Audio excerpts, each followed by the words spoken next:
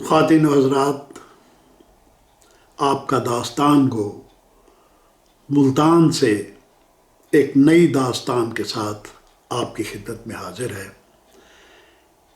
عشق و محبت کی یہ داستان ہیلن اور پیرس کے عشق کا تذکرہ کرتی ہے۔ ان کرداروں کا تعلق یونان سے ہے اور یہ دنیائے ادب کی ایک نہایت دلکش کہانی ہے جسے پوری دنیا میں صدیوں سے سنا جا رہا ہے، دہرایا جا رہا ہے، گایا جا رہا ہے۔ بنیادی طور پر یہ عشق و محبت کی داستان ہے، مگر اس میں ما فوق الفطرت عناصر اور یونانی دیومالا کے کرداروں کا بھی عمل دخل ہے۔ تاریخی اعتبار سے بھی یہ کہانی بہت اہمیت رکھتی ہے۔ اسے ہزاروں سال پہلے عظیم مفکرین اور ادیبوں نے اپنے اپنے رنگ میں لکھا، یعنی ہزاروں سال پرانی یہ کہانی ہے، اور مختلف مصنفین نے اسے مختلف الفاظ میں، مختلف رنگ روپ میں اس کو بیان کیا ہے۔ لیکن سب سے زیادہ ہومر کی الیاد اور اوڈیسی اور ورجل کی عنایت عالمی ادب میں خاص مقام رکھتی ہیں، یعنی یہ وہ شاہکار کتابیں ہیں جن میں یہ کہانی ہومر اور ورجل کی کی کتابوں میں اس کا ذکر ہے۔ مختلف مصنفین نے اگرچہ بنیادی خیال اور تھیم کو تبدیل نہیں کیا، مگر ہر مصنف نے اپنی طرف سے کہانی کو نئے موڑ اور نئے رنگ دینے کی کوشش کی ہے۔ اس کہانی کے مختلف نام بھی ہیں، جن میں ہیلن آف ٹرائے، ٹروجان وار اور پیرس و ہیلن بہت مشہور ہیں۔ یہ یونانی دیومالا کی ایک عاشقانہ اور جنگجویانہ داستان ہے، جس میں حقیقت اور افسانے کا خوبصورت امتزاج پایا جاتا ہے۔ دنیائے ادب میں ہیلن آف ٹرائے کو دنیا کی خوبصورت ترین دوشیزہ شمار کیا جاتا ہے۔ وہ یونان کی ریاست سپارٹا کے حکمران مینیلاس کی بیوی تھی۔ ٹرائے اناطولیہ، ترکی کے موجودہ شہر ہسارلک کا قدیم ترین نام ہے۔ ٹرائے جو ہزاروں سال پہلے قائم تھا، یہ کونیا سے 115 اور انقرہ سے 400 کلومیٹر دور ہے۔ ٹرائے، ہیلن آف ٹرائے حسن و جمال اور نسوانی وجاہت و نزاکت میں پوری دنیا میں اپنا ثانی نہیں رکھتی تھی، لیکن وہ دنیا کی مشہور ترین 10 سالہ جنگ ٹروجان وار کا باعث بن گئی، جو قبل مسیح 1184 تا 1194 میں یونان اور ترکی کے درمیان لڑی گئی۔ یہ 10 سالہ جنگ جسے ٹروجان وار کہتے ہیں۔ اس کے لافانی، یعنی ہیلن کے لافانی اور مثالی حسن کی وجہ اس کے والدین تھے۔ وہ یونانی دیوتاؤں کے لافانی بادشاہ زیوس اور سپارٹا کی فانی مگر دلکش ملکہ لیڈا کی بیٹی تھی۔ کہتے ہیں کہ ایک مرتبہ زیوس راج ہنس کی شکل میں لیڈا سے ملا اور دونوں نے ملاپ کیا تو ہیلن پیدا ہوئی۔ لیڈا نے ہیلن کو ایک انڈے کی شکل میں پیدا کیا، جس میں سے 40 دن بعد ہیلن پیدا ہوئی۔ لیکن ہومر کی کہانی میں ہیلن دیوتا زیوس اور دیوی نیمیسس کے ملن سے پیدا ہوئی تھی۔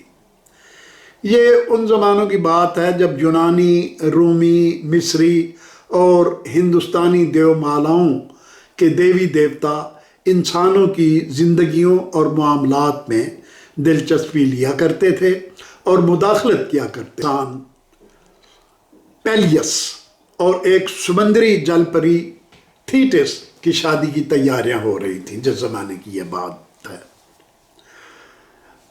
اس زمانے کے تمام دنیاوی بادشاہوں، ملکاؤں، شہزادوں اور شہزادیوں کے ساتھ ساتھ لافانی دیوی دیوتاؤں کو بھی اس شادی میں شرکت کی دعوت دی گئی، جو ایتھنز سے 430 کلومیٹر دور سطح سمندر سے 9,500 فٹ بلندی پر ماؤنٹ اولمپس کی پہاڑی کی چوٹی پر رہتے تھے۔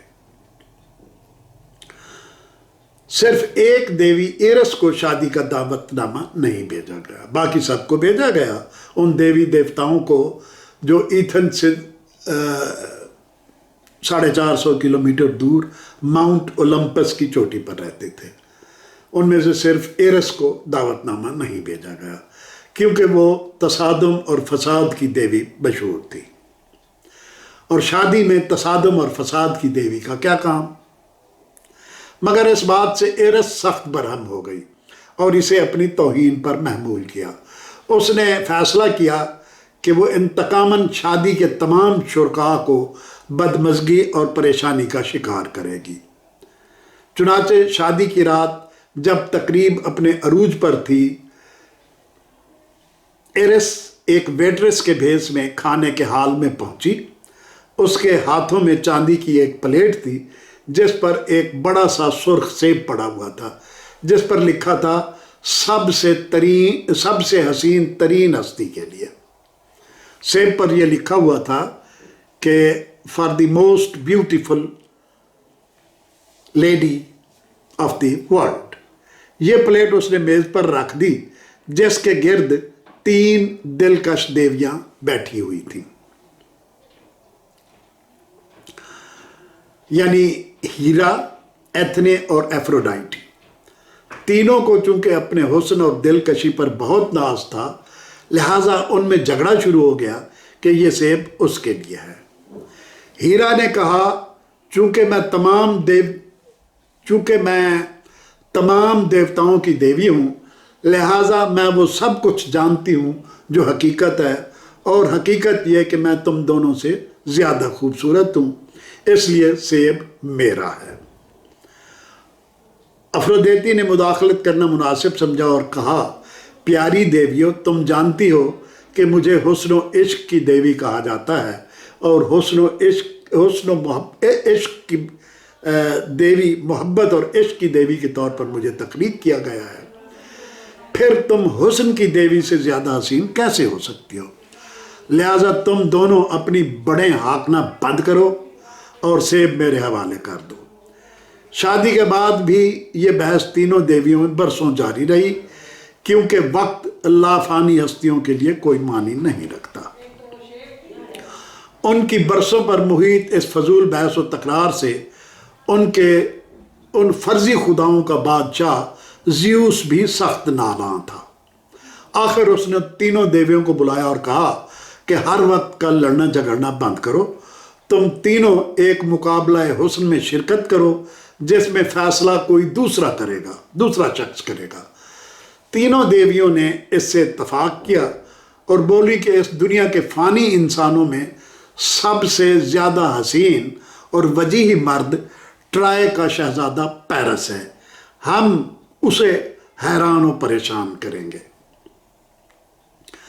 ایک دن جب پیرس شکار کھیلتے ہوئے ماؤنٹ ایدا کے دامن میں پہنچا تو وہاں اس نے ایک درخت کے نیچے 3 خوبصورت دیویوں کو کھڑے ہوئے دیکھا۔ اس نے اپنی پوری زندگی اتنی حسین، دلکش اور رانا دوشیزائیں نہیں دیکھی تھیں۔ کچھ دیر کے لیے وہ مبہوت ہو کر ان کو دیکھتا رہا، پھر یونانی خداؤں کا جبرائیل ہرمس اس کے لیے وحی لے کر آیا کہ ہیلو عظیم ٹرائے کے دل ربا پیرس، میں تمہارے لیے دیوتاؤں کے بادشاہ زیوس کا سلام لے کر آیا ہوں اور پیغام لے کر آیا ہوں۔ انہوں نے یہ سیب بھیجا ہے اور کہا ہے کہ یہ سیب تم ان تینوں میں سے سب سے زیادہ خوبصورت دیوی کو دے دو۔ پیرس، جسے فطرت نے پہچان والی زبردست بینائی بخشی تھی، وہ ان تینوں کا حسن دیکھ کر کنفیوز ہو گیا کہ میں کس کو زیادہ خوبصورت سمجھ کر یہ سیب اس کو دوں۔ ہر ایک دیوی دوسری دیوی سے بڑھ کر حسن میں بے نظیر ہے۔ ہیرا کی دودھ ملائی جیسی شفاف رنگت کی گوری چمڑی، ایتھنے کی بلورین رقص کنا آنکھیں اور ایفروڈائٹی کی روح پرور مسکراہٹ، بندہ جائے تو کدھر جائے۔ آخر یہ دیکھ کر کہ وہ مشکل میں پھنس گیا ہے، ہیرا بولی لاؤ شہزادے یہ سیب مجھے دے دو، میں تمہیں دنیا کا طاقتور ترین انسان بنا دوں گی۔ ایتھنے بولی یہ سیب مجھے دے دو، میں تمہیں دنیا کا ذہین ترین انسان بنا دوں گی۔ ایفروڈائٹی نے کہکا لگایا اور بولی میرے پیارے شہزادے پیرس، تم ان دونوں احمق دیویوں کی بات پر کان نہ دھرو۔ تم نے طاقت اور دانش کو کیا کرنا ہے؟ سیب مجھے دو، میں تمہیں تمہاری پسند کا سب سے پیارا تحفہ دوں گی، میں دنیا کی سب سے خوبصورت عورت کی محبت تمہیں تحفے کے طور پر دوں گی۔ اب پیرس کے لیے انتخاب مشکل نہیں رہا تھا۔ وہ طویل عرصے سے دنیا کی حسین ترین عورت ہیلن آف ٹرائی کی محبت میں گرفتار تھا، مگر بدقسمتی سے اس کی شادی سپارٹا یعنی یونان کی شادی یونان کے بادشاہ مینیلاس سے ہو گئی۔ اس وقت یونان کو سپارٹا کہا جاتا تھا، اور پیرس اب ہر وقت اسی سوچ میں غرق رہتا تھا کہ کس طرح ہیلن کو سپارٹا سے واپس ٹرائے لے آئے۔ ایفروڈائٹی کی پیشکش سن کر اس کی امید کا چراغ روشن ہو گیا اور اس نے سیب ایفروڈائٹی کو دے دیا۔ ایفروڈائٹی جسے وینس بھی کہتے ہیں۔ ایفروڈائٹی دانت نکال کر ہنسنے لگی، جبکہ باقی دو دیویاں شدید رنج اور غصے میں تلملاتی ہوئی اڑیں اور سیدھی ماؤنٹ اولمپس پر جا اتری، اور انہوں نے زیوس سے ایفرودیتی کی بے ایمانی کی شکایت کی۔ زیوس سمجھ گیا کہ معاملہ ابھی سیدھا نہیں ہوا، بلکہ اب معاملہ زیادہ سنگین ہو گیا ہے اور اب زیادہ سخت تماشا ہوگا، اور جس سے نوع انسانی کو سخت نقصان پہنچے گا۔ اس کے بعد پیرس ترکی سے یونان روانہ ہوا اور کچھ دنوں میں سپارٹا پہنچ گیا، جو ایتھن سے تقریباً 215 اور یونانی طرابلس سے 60 کلومیٹر کا فاصلے پر تھا۔ میلیناس نے بہت خوش خلقی سے اس کا استقبال کیا۔ اتنے میں ہیلن اوپر سے عطر بیز کمرے سے سیڑھیاں اترتی ہوئی دکھائی دی۔ وہ حسن کی دیوی کی طرح دلکش لگ رہی تھی۔ ملازمہ نے جلدی سے بڑھ کر اس کے لیے ایک کرسی آگے رکھ دی اور اس پر بھیڑ کی اون والی کھال کی گدی رکھ دی۔ اس نے اپنا چاندی کا بکسہ سامنے میز پر رکھا، اور اس سے پہلے کہ وہ اپنی کڑھائی سلائی دوبارہ شروع کرتی، اس نے مہمان شہزادے پر ایک نظر ڈالی اور بولی کیا میں اپنے مہمان شہزادے کا نام بتانے کی کوشش کروں؟ ہم دیکھتے ہیں کہ آیا میں درست ہوں یا غلط۔ میں نے سنا ہے لوگ کہتے ہیں کہ ایک دور دراز کے ملک کا شہزادہ اپنے حسن، دلکشی اور جاذبیت میں یکتا ہے۔ اگر میں غلطی پر نہیں ہوں تو یہ وہی شہزادہ ہے، پرنس پیرس آف ٹرائی، جنہوں نے آج ہمیں میزبانی کا شرف بخشا ہے۔ بادشاہ پرجوش انداز میں مسکرایا اور بولا اے حسین ملکہ، آپ نے ہمیشہ کی طرح آج بھی بالکل درست اندازہ لگایا ہے۔ پیرس بھی ہیلن کی مردم شناسی پر بہت حیران ہوا اور اس نے تحسین میں ہلکے سے اپنے سر کو ادب سے جھکایا۔ رات کے کھانے میں ہیلن نے شراب میں تھوڑا سا پوشن ملایا تاکہ سب ہر طرح کی فکروں سے بے نیاز ہو کر اپنی شام کو حسین، مخمور اور لطف اندوز بنا سکیں۔ پوشن کہتے ہیں ایک رقیق محلول ہوتا ہے جو کسی دوائی کے بھی کام آ سکتا ہے اور خمار کے لیے بھی وہ پوشن کام دیتا ہے، اور شراب کو بھی پوشن کہہ لیتے ہیں۔ تو تینوں نے وہ پیا پوشن۔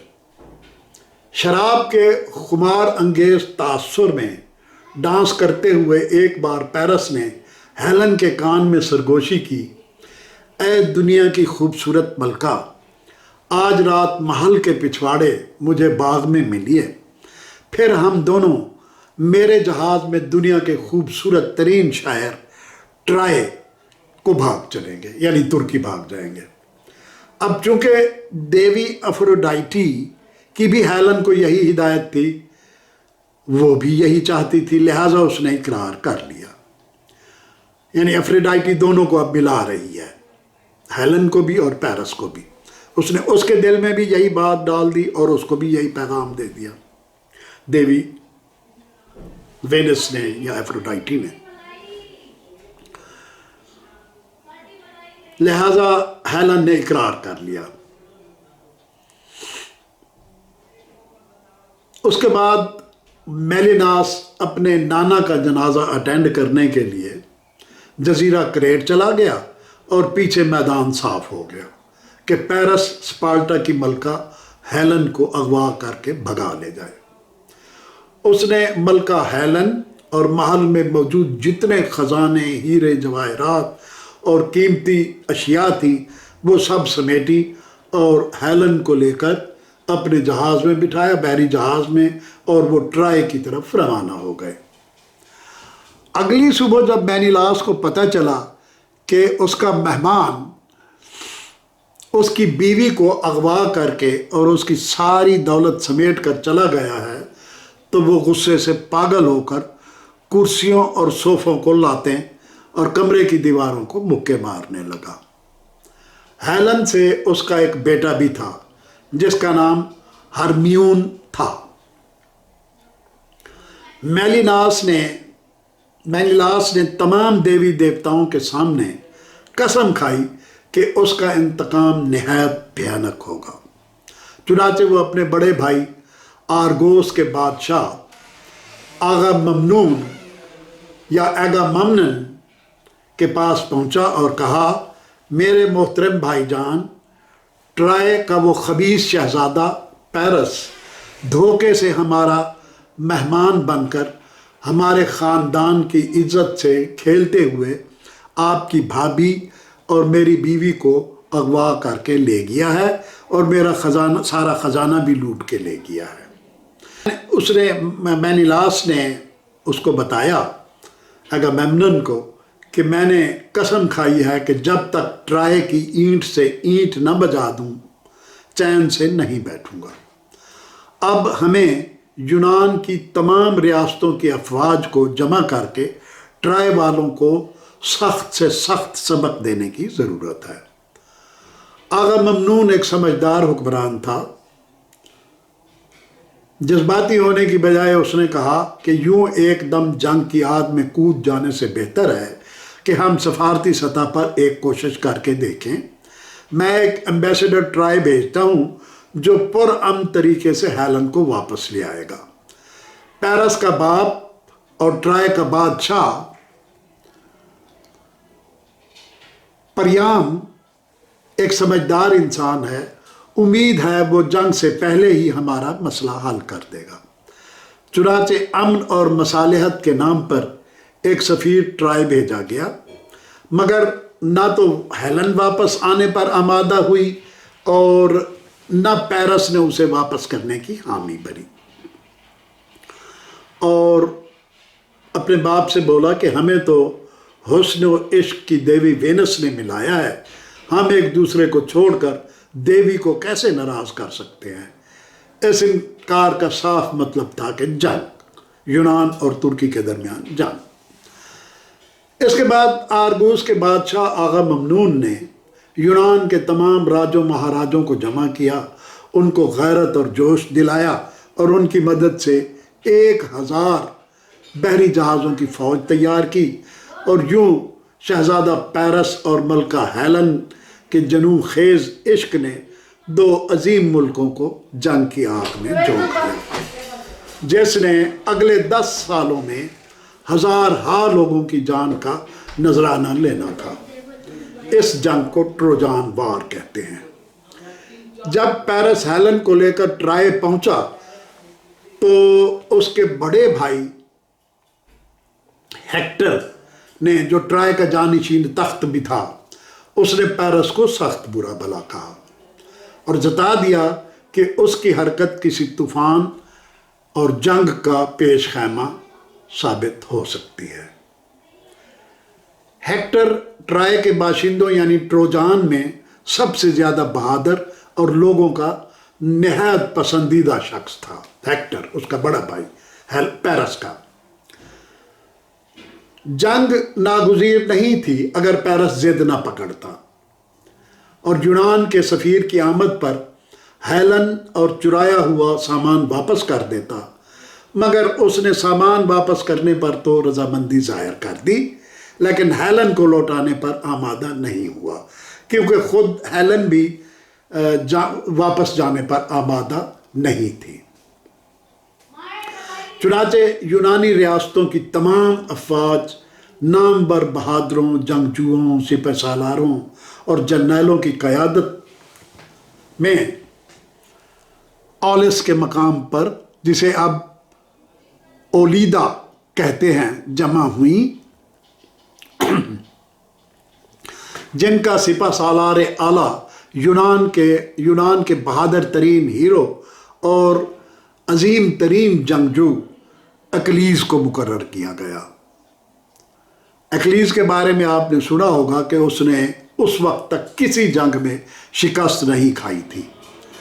वो थीटस और पेलियस का बेटा था, यानी दोनों देवियों, एक देवी एक देवता का बेटा था अक्लीज़, और उसकी माँ समंदर की देवी थी, और उसे पता था कि उसका बेटा ट्रोजान वार में मारा जाएगा। यानी माँ को ये पता था, चूँकि वो देवी थी, वो गायब का इल्म भी जानती थी, तो उसको पता था कि उसका बेटा अक्लीज़ जो है वो ट्रोजान की जंग में मारा जाएगा। लिहाजा उसने अक्लीज़ को लड़की बनाकर बादशाह लिकोमेडस की दरबारी लड़कियों में शामिल कर दिया, मगर उसे वहाँ पहचान लिया गया और बिल आखिर मजबूर करके लड़ने के लिए ट्राय भेज दिया गया।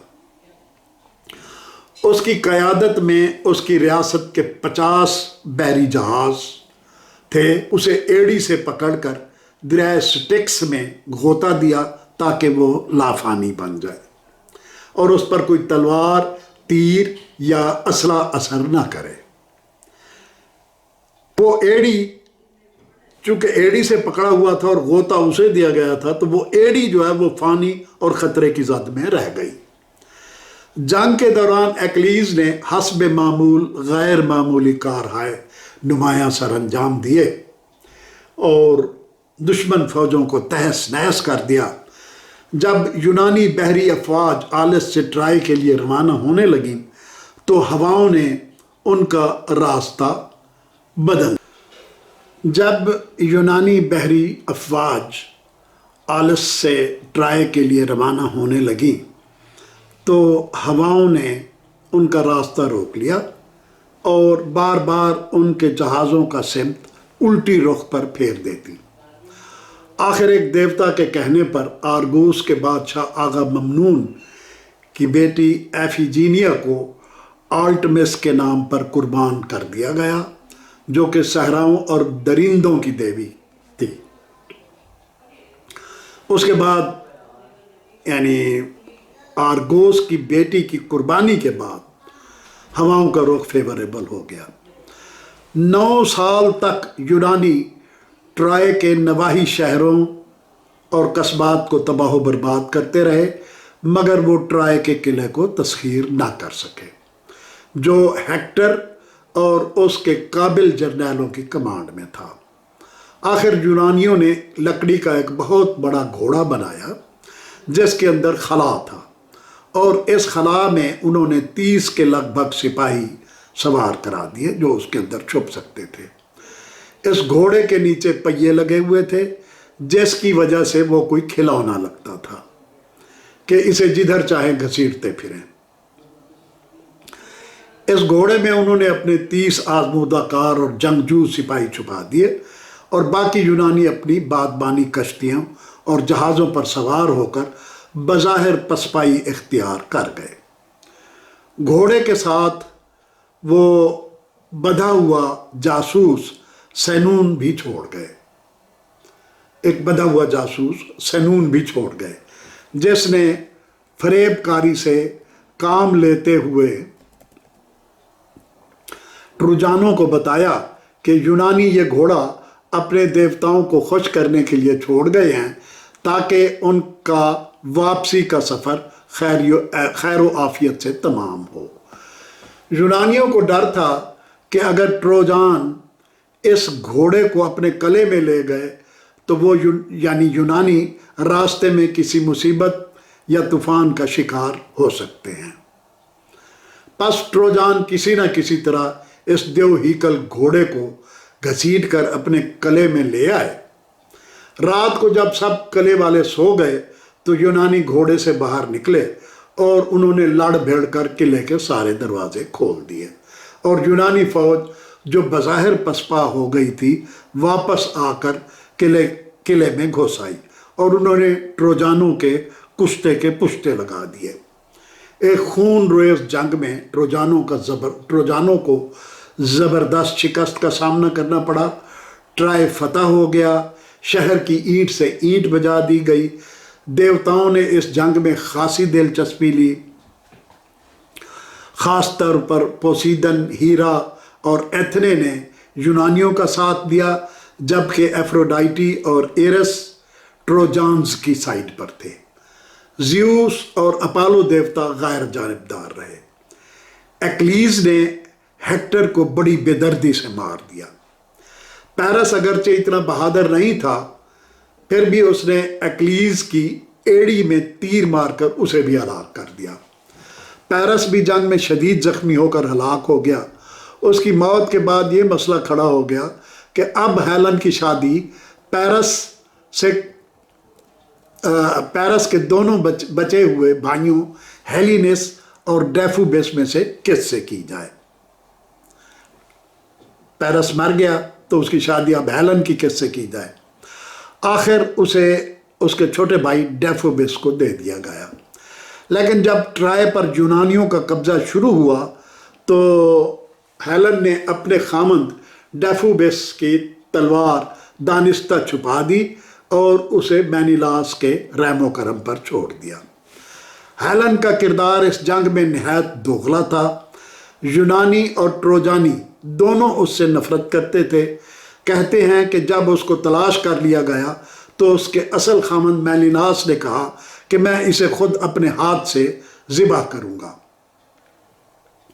مگر جب مینیلاس نے ہیلن کی گردن اتارنے کے لیے تلوار اٹھائی تو اس نے اپنا لباس اتار پھینکا، یعنی ہیلن نے اپنا لباس اتار پھینکا۔ اس کا چمکتا ہوا برہنہ جسم دیکھ کر مینیلاس کا ہاتھ لرز گیا اور تلوار اس کے ہاتھ سے چھوٹ کر نیچے گر گئی۔ اس کے بعد ہیلن مینیلاس کے ساتھ واپس پالٹا آ گئی اور دونوں دوبارہ خامند بیوی کی طرح ہنسی خوشی زندگی گزارنے لگے۔ اس بات سے بے نیاز کہ ہیلن کی بے وفائی نے 1000 جانیں نگل لی ٹروجان وار میں۔ تو یہ ہیلن اور پیرس کی کہانی تھی۔